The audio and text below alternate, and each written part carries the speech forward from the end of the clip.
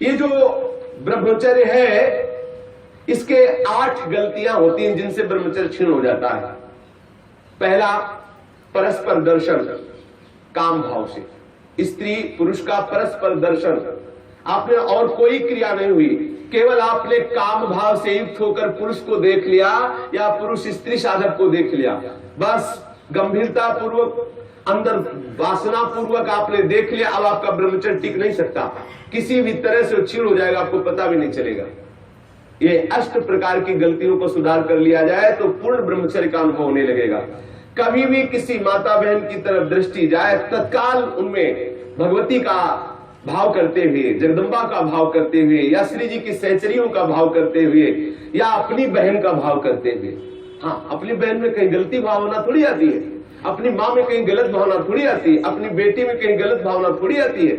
ऐसे सद्भाव रखिए, कोशिश कीजिए कि उनके मस्तक और केशों पर, नेत्रों पर दृष्टि न जाए, चरणों पर दृष्टि रहे।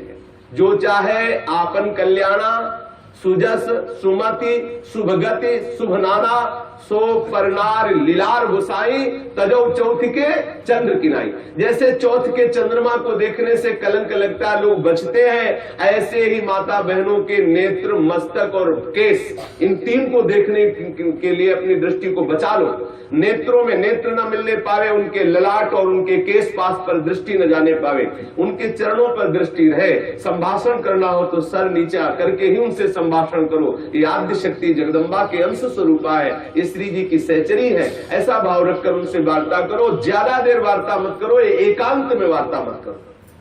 जहां दर्शन हो तत्काल नेत्र हटा लो। अगर दर्शन होते ही आपने काम भाव से उनको देख लिया तो फिर आप ब्रह्मचर्य नहीं रह सकते, या वो ब्रह्मचर्य नहीं रह सकती जिसने पुरुष को काम भाव से देख लिया। पहली गलती। दूसरा है स्पर्श करना, किसी भी बहाने से परस्पर स्पर्श करना, किसी भी अंग का स्पर्श करना। हम भले प्रकट नहीं कर रहे हैं अपनी वासना, लेकिन किसी भी बहाने से पुरुष या स्त्री के शरीर का स्पर्श करना परस्पर विपरीत भावना से, यह दूसरा लक्षण। यदि आप प्रकट तो नहीं कर रहे लेकिन किसी भी बहाने से आप स्पर्श कर रहे हैं, आपके अंदर काम का भाव चल रहा है, तो आप ब्रह्मचर्य नहीं रह सकते, आपका ब्रह्मचर्य क्षीण हो जाएगा। दूसरी गलती। तीसरी गलती, केल विलास क्रीड़ा को देखना। किसी भी जीव के केल विलास क्रीड़ा को देखने से अपने मन में वैसी भावुकता प्रकट हो जाती है और हम ब्रह्मचर्य खो बैठते हैं। चौथी बात, परस्पर बैठ करके एक दूसरे के रूप का गान करना। आप बड़ी सुंदर हो, या आप बड़े सुंदर हो, आपकी बहुत याद आती है, या वो बहुत सुंदर है, वो हमको बहुत चाहती है, वो हमको बहुत चाहते हैं। ऐसी परस्पर में वार्ता करना या एकांत में उसके गुण कीर्तन करने से ब्रह्मचर्य का नाश हो जाता है। पांचों, एकांत में बैठ करके भाषण करना। एकांत में बैठकर कभी भी साधक को ऐसी गलती कभी नहीं करनी, भले वो भागवती उपदेश क्यों ना हो।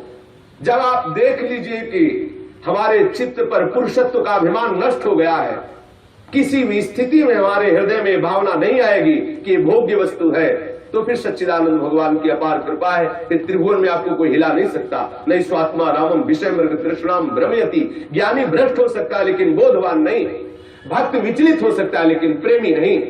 जो प्रेम से युक्त हो चुका है, जो बोध संपन्न महापुरुष है, क्योंकि जब सर्वत्र सच्चिदानंद में भगवान श्री कृष्ण दिख रहे तो कौन किसको भ्रष्ट कर सकता है। जब तक स्त्री पुरुष का अहम है तभी तक ऐसी भावना का जो भयावह स्वरूप है उससे बचना चाहिए, तभी तक ऐसी भावना हमारे हृदय में हावी होती है। इसलिए साधक को कभी भी एकांत में, स्त्री शरीर साधक को कभी भी पुरुष शरीर साधक से एकांत में कभी भी भाषण नहीं करना चाहिए। अगर करने का अवसर आए तो मैदान में आ जाना चाहिए, खुले में आ जाना चाहिए, जहां सब लोग आपको देख रहे हो, जिससे आपके हृदय में वो गलती नहीं होने पाएगी। यदि आप ऐसा कर रहे, भले भागवती उपदेश ही कर रहे हैं, तो भी आप ब्रह्मचर्य नहीं रह सकते, ऐसा शास्त्र का आदेश है। एकांत में किसी स्त्री को दूर से देखकर या पुरुष शरीर को देख करके भोग का संकल्प कर लेना, वासना का संकल्प कर लेना, ये ब्रह्मचर्य का नाश कर देने वाला संकल्प होता है। दृढ़ निश्चय कर लेना, संकल्प कर लेना। या विपरीत देह वाले, जैसे पुरुष या स्त्री, विपरीत देह वाले संग में एकांतिक केली कर लेना। ये अष्ट प्रकार के जो ब्रह्मचर्य नष्ट करने वाले भाव है, इनसे पूर्णतया बचा जाए। जो ब्रह्मचर्य रहना चाहे कभी भी कामुक दृष्टि से परस्पर शरीरों को ना देखे, स्त्री शरीर साधक या पुरुष शरीर साधक परस्पर किसी को कामुक दृष्टि से न देखे, कभी बुरी भावना से किसी भी माता बहन का स्पर्श न करे, कभी भी किसी भी तरह से अपने निकट ना आने दे, ना उनके निकट जाए। ये बहुत बहुत काम की बात है, इसे साधारण मत समझिए। हम भजन करते हुए भी जो आनंद का अनुभव नहीं कर पा रहे, यही गलती है, हम यही मिस्टेक कर रहे हैं। भले हम किसी का संपर्क नहीं कर रहे, लेकिन हमारे अंदर वासना की गणित लगती रहती, इसीलिए हमें परमानंद का अनुभव नहीं हो रहा। हमें सावधानी रखनी है। देखो, ये ऐसा कोई अपने में ना जाए कि मैं सिद्ध हो गया हूं, मैं जैसा मनमानी आचरण चाहूं कर सकता हूं। भगवान व्यास देव जी ने लिखा है कि बड़े बड़े विद्वान भी इस आकर्षण में अपने आप को ढीला मानते हैं और गिर सकते हैं। इसलिए सावधानी पूर्वक, विद्वानों को भी ये जो आकर्षण है खींच सकता है, इसलिए सावधान रहे। कभी भी ब्रह्मचर्य व्रत धारण करने वाले उपासक को या गृहस्थ धर्म धारण करने वाले गृहस्थी को भी अपनी पत्नी के सिवा कभी और के साथ एकांत में संभाषण नहीं करना चाहिए। किसी को काम भरी दृष्टि से नहीं देखना चाहिए, किसी के काम भाव से स्पर्श नहीं करना चाहिए, किसी को काम भाव से न समीप आने देना चाहिए न समीप जाना चाहिए। कभी किसी को एकांत में परस्पर विरोधी शरीर वाले को, स्त्री पुरुष शरीर वाले को खेलना नहीं चाहिए। कोई भी खेल अकेले में नहीं खेलना चाहिए। कभी भी एकांत में बैठकर मजाक नहीं करना चाहिए, कभी भी एकांत में बैठकर बातचीत नहीं करनी चाहिए। अपने मन को ही आप मित्र और शत्रु समझो। विषयों में लगा हुआ मन शत्रु है और प्रभु के भजन में लगा हुआ मन मित्र है। इसलिए सावधान, कभी भी एकांत में ब्रह्मचर्य व्रत धारण करने वाले को स्त्री का संग कदापि नहीं करना चाहिए, नहीं तो उसके हृदय में वासना जागृत हो ही जाएगी। इसलिए सावधानी रखनी चाहिए।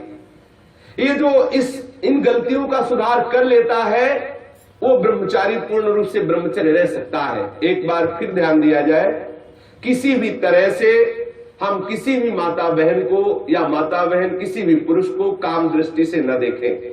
दूसरी बात, किसी बहाने से हम परस्पर स्पर्श ना करें। तीसरी बात, किसी भी तरह से हम उनके साथ कोई क्रीड़ा ना करें, कोई खेल ना खेलें।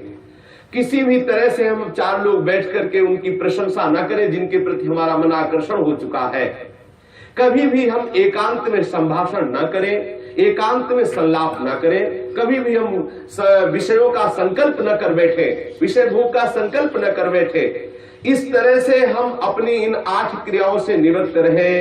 बुरी भावना से देखना, बुरी भावना से स्पर्श करना, बुरी भावना से निकट जाना या निकट आने देना, ये नहीं होना।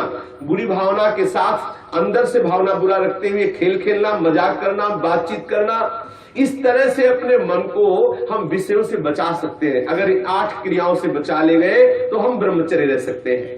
यदि आप ब्रह्मचारी होना चाहते हैं तो आप अपने मन को शुद्ध रखिए।